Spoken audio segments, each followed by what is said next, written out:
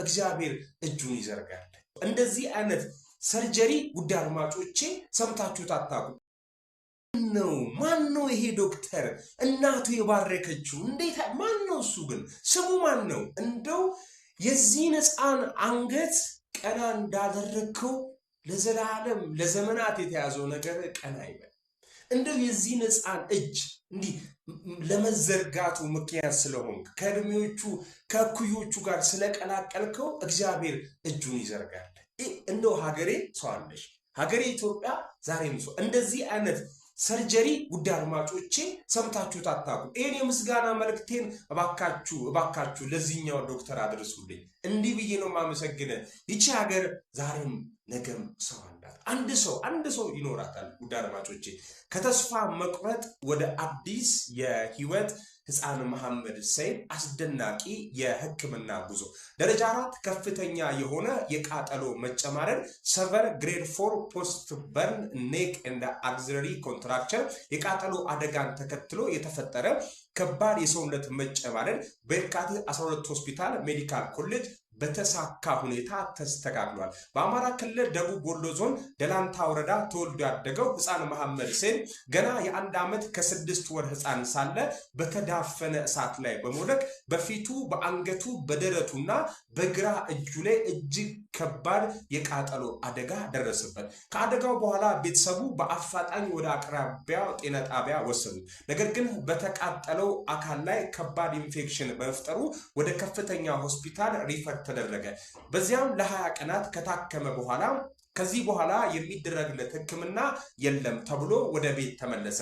አመታት እያለፉ ሲሄድ የቃጠሎ ጣበሳ በመኮማተር ህፃኑ እጅግ ከፍተኛ የአካል መጨማረርን ፈጠረበት። ይህ ከባድ የአካል መጨማረር አንገቱን ከደረቱ ጋር በማጣበቅ ራሱን ቀና አድርጎ መያዝ እንዳይቻሉ አደረገ። እጁም ከደረቱ ጋር በመጨማረር መዘርጋት አቃተው። አፉንም መዝጋት እና መክፈት የማይታሰብ ሆነበት። የፊት መዛባት ምክንያት አይኑን በትክክል መጨፈን እንዳይችል አደረገው። በዚህ ምክንያት እንደ እድሜ ኩዮቹ መጫወት መማርና በመደበኛ የህይወት መሳተፍ በእጅጉ ህይወትን የዘሩበት ህይወት አይደል።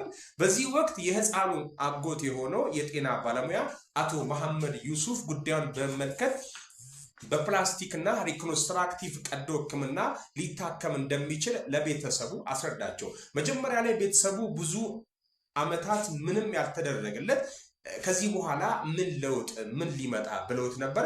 ተስፋም ቆርጦ ነበር። ነገሩ ግን አጎቱ ተስፋ ሳይቆርጥ ቤተሰቡን አሳምኖ ወደ የካቲት 12 ሆስፒታል ሜዲካል ኮሌጅ አመጣው። በሆስፒታሉ ሜዲካል ኮሌጅ የፕላስቲክ እና ሪኮንስትራክቲቭ ሰርጀሪ ዲፓርትመንት ህፃኑ በባለሙያዎቹ በጥልቀት ተመረመረ። የህክምና ግምገማውም የደረጃ 4 ከባድ የአካል መጨማረር ሰቨር ግሬድ 4 ፖስት በርን ኔክ ኤንድ አክሲለሪ ኮንትራክቸር እንዳለበት አረጋገጠ።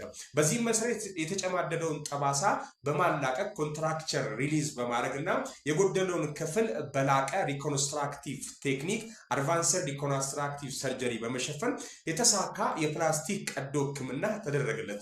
ይህንን ድንቅ ቀዶ ህክምና የመሩትና ያከናወኑት ዶክተር ዳግማዊ ገረመው ደግሞዋለው ዶክተር ዳግማዊ ገረመው ሪኮንስትራክቲቭ ቀዶ ህክምና ስፔሻሊስት ሐኪምና ረዳት ፕሮፌሰር ስለታካሚው ሲገልጹ እንዲላሉ መሐመድ የነበረበት ችግር ቀላል የቃጠሎ ጠባሳ ሳይሆን እጅግ ከፍ ያለ ደረጃ 4 ከፍተኛ አካላዊ መጨማደድ ነበር።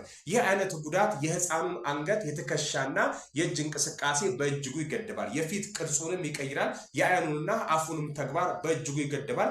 በተደረገው ግን የላቀ የሪኮንስትራክቲቭ ቀዶ ህክምና የተጨማደደው የሰውነት ክፍል ተላቆ የአንገቱና የእጁ እንቅስቃሴ ተመልሶ የአይኑና የአፉን ልክ እንደዛው ይህ ቀዶ ህክምና የውበት ህክምና ብቻ ሳይሆን ህፃኑ ወደ መደበኛ ህይወቱ እንዲመለስ ነፍስ የመዝራት ማለት ነው። ኦኬ ያስቻለ የሚገርም የተሳካ የቀዶ ህክምና ነው። ቀዶ ህክምናውን ካጠናቀቁ በኋላ መሐመድ ራሱን ቀና አድርጎ መያዝ፣ አንገቱን በነፃነት ማንቀሳቀስ፣ እጁን ሙሉ በሙሉ መዘርጋትና አይኑን በትክክል መጨፈን ቻለ። አፉንም በሚገባ ለብዙ ዓመታት ከተገደበበት ህይወት ወጥቶ በደስታ እንባውን በማፍሰስ ቤተሰቡም ለዓመታት የማይቻል ብሎ ያሰቡት ነገር በአይናቸው ሲሳካ በእጅጉ ተደሰቱ።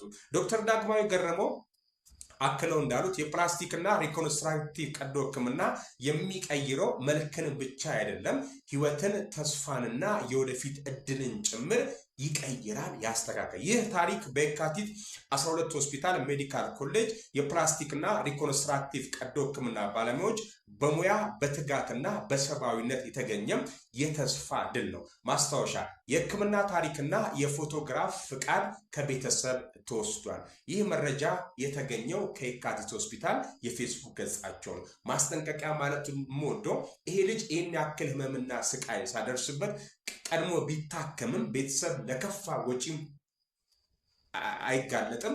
እናም ደግሞ ልጁን ቶሎ ብሎ ይድን ነበርና የሆነ ህመም ሲያጋጥማችሁ አድማጮቼ ህክምና መሄድ ቶሎ ብላችሁ መሄድን ልምድ አድርጉት ማለት ወዳለሁ። የካቲት ሆስፒታል በጣም ቴንኪዩ። የሚገርም ነው፣ ይሄ የሚገርም ነው። ቪዲዮን ሼር አድርጉት። የዚህ ህፃን መመለስ፣ የዚህ ህፃን ህይወት ማግኘት እንግዲህ ደስ ያለው ሰው የህፃን ልጅ ደስታ አንድ ዓመት ተኩል ተሰቃይቶ ከዚህ ሲድን ደስ ያለው ሰው ቪዲዮን ረግጣችሁ ሼር ኮፒ ሊንክ አድርጉ።